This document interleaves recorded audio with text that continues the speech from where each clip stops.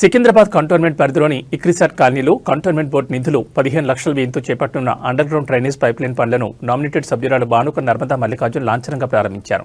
ఈ సందర్భంగా మాట్లాడుతూ గతంలో తాను వైస్ ప్రెసిడెంట్గా ఉన్న సమయంలో కాలనీలో పలు అభివృద్ధి కార్యక్రమాలు చేపట్టినట్టు తెలిపారు.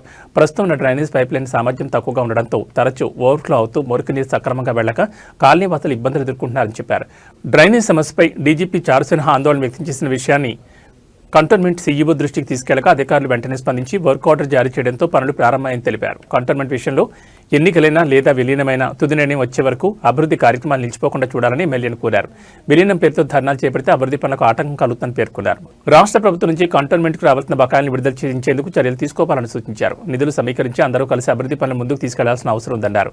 ఇటీవల ఎమ్మెల్యే చేసిన వ్యాఖ్యలు బాధ్యతారాహిత్యంగా ఉన్నాయని, నిరాహార దీక్ష సభాస్థలంలో చేసిన వ్యాఖ్యలు విచారకరమని పేర్కొన్నారు. ప్రజాప్రతినిధులు సంయమనం పాటించాలని సూచించారు.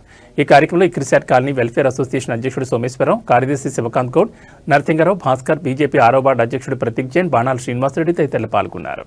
ఫేజ్ 1 ఇక్కడ బోయినపల్లిలో ఉంది. మా కాలనీలో చాలా దినాల నుంచి ఈ డ్రైనేజ్ ప్రాబ్లం చాలా ఎక్కువగా ఉంది. దాన్ని మేము మల్లికార్జున్ గారికి, నర్మదా గారికి, శ్రీనివాసరెడ్డి గారికి చాలాసార్లు విన్నపించి చేసినందుకు ఈరోజు కంటోన్మెంట్ బోర్డు వాళ్ళు శాంక్షన్ చేసి ఈ పైప్ లైన్ వేయిస్తున్నందుకు చాలా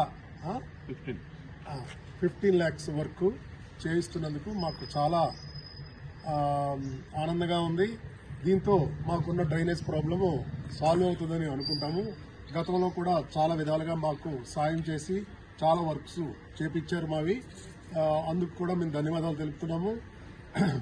మల్లికార్జున్ గారికి, భానుక గారికి, శ్రీనివాసరెడ్డి గారికి, వాళ్ళ టీం అందరికీ మా తరఫున మేము ధన్యవాదాలు చెప్తూ, ఇంకా మా కాలనీ అభివృద్ధికి ఇంకా రోడ్డు కూడా అడిగాము. మేము రోడ్డు బ్లాక్ టాప్ చేయమని, దాన్ని కూడా కన్సిడర్ చేయమని మేము రిక్వెస్ట్ చేస్తున్నాము.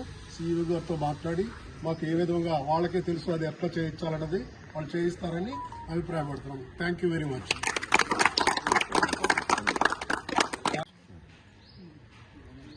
ఈరోజు ఇక్కడ 15 లక్షలతో ఇక్రిసాట్ కాలనీలో డ్రైనేజ్ ప్రాబ్లం ఉంటే దాన్ని సాల్వ్ చేయడానికి మేము ఇక్కడికి రావడం జరిగింది.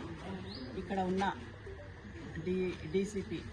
డీజీపీ చారుసింహ మేడం, అలాగే కాలనీ వాసులందరూ మాకు ఎన్నో సంవత్సరాల నుండి వీళ్ళందరితో సంబంధాలు ఉన్నాయి. గతంలో మేము ఉన్నప్పుడు కూడా చాలా వర్కులు ఇక్కడ చేయడం జరిగింది.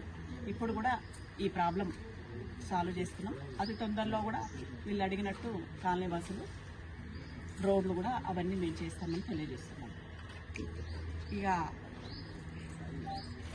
ఎమ్మెల్యే గారి విషయానికి వస్తే, ఎమ్మెల్యే గారు ఇక చాలు మీరు చేసిన 3 రోజుల ధర్నా, ఇప్పుడన్నా మనం పబ్లిక్లోకి పోదాం.